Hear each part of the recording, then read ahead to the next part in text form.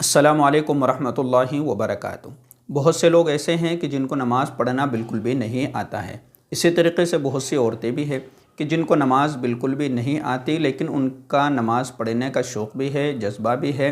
और जब उनको नमाज़ के लिए कहा जाता है तो जवाब मिलता है कि हमें नमाज़ पढ़ना नहीं आता है, तो हम नमाज़ किस तरीके से पढ़ें। यानी ना सूरह फातिहा याद है, ना अत्तहियात और ना दरूद शरीफ। इसी तरीके से नमाज में पढ़ी जाने वाली चीज़ें कुछ भी याद नहीं है। तो किस तरीके से वो नमाज़ पढ़ेंगे, किस तरीके से नमाज़ अदा करेंगे, उसकी क्या तरतीब है, क्या सूरत है और क्या शक्ल है। देखिए, सबसे पहली चीज़ तो ये आपको समझना है कि इतना इल्म सीखना और जानना ज़रूरी है कि जिसके ज़रिए से हम हलाल और हराम की पहचान कर सकें और इसी तरीके से दीन के अहकाम को और दीन के फ़राइज़ को, इस्लाम के अहकाम को, इस्लाम के फ़राइज़ को हम मुकम्मल तरीक़े से अदा कर सकें। ये सीखना ज़रूरी है। देखिए, हम दुनिया में कोई कारोबार शुरू करते हैं, इसी तरीके से कोई काम शुरू करते हैं, इसी तरीके से कोई कुछ बनना चाहता है, तो उस बनने के लिए या उस कारोबार के शुरू करने के लिए या किसी भी चीज़ के अंदर महारत हासिल करने के लिए उसमें मेहनत, मशक्क़त और उसके लिए अपना एक जो है वक्त ख़र्च करना, ये हर शख्स ज़रूरी समझता है। यानी अगर कोई आदमी कोई चीज़ करना चाहता है अपनी ज़िंदगी में, तो उस करने के लिए उसको जो है कुछ सीखना पड़ेगा, उसके लिए वक्त देना पड़ेगा, तब जा कर के उसको वो चीज़ हासिल होगी। तो इसी तरीक़े से हमें भी इस्लाम और दीन को सीखने के लिए और समझने के लिए अपना एक वक्त देना पड़ेगा। और जब हम वक्त देंगे तो सारी चीज़ें आ जाएगी।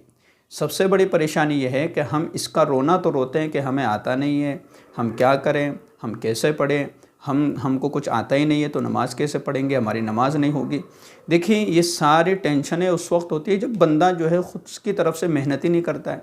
दुनिया के लिए हर शख्स, हर आदमी, हर बंदा जो है सब कुछ करने के लिए तैयार है, अपना वक्त देने के लिए तैयार है, अपना पैसा देने के लिए तैयार है, सफ़र करने के लिए तैयार है, एक जगह से एक जगह को छोड़कर दूसरी जगह जाने के लिए तैयार है।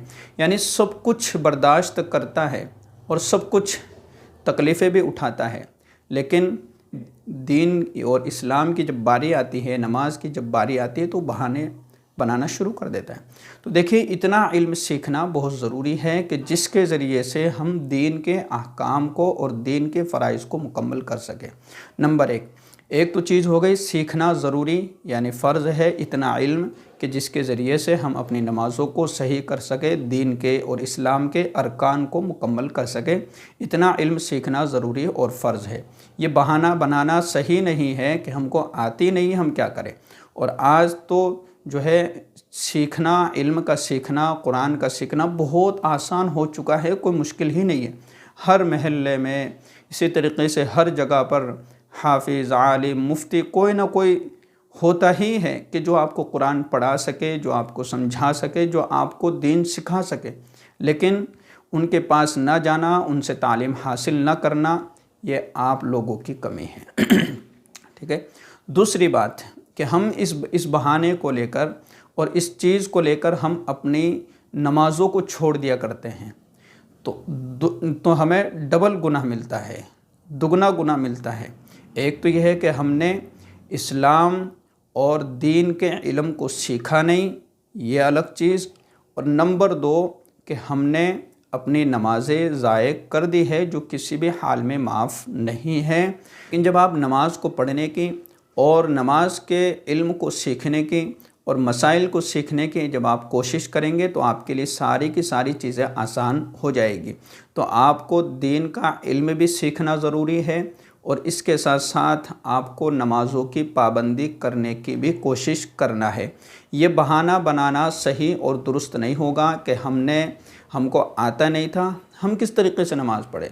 तो आपने जान लिया, समझ लिया कि आप कोई भी काम, कोई भी कारोबार या कोई भी चीज़ शुरू करते हैं, तो उसके शुरू करने से पहले आप जानते हैं, उसको समझते हैं, किसी के पास जाकर के पढ़ते हैं, उसके बारे में नॉलेज लेते हैं और किसी से मशवरा लेते हैं, और उसके बाद अपना कारोबार, अपना कामकाज या अपना कोई भी चीज़ आप शुरू करते हैं, तो उसी के बाद आप उस चीज़ को मुकम्मल कर सकते हैं।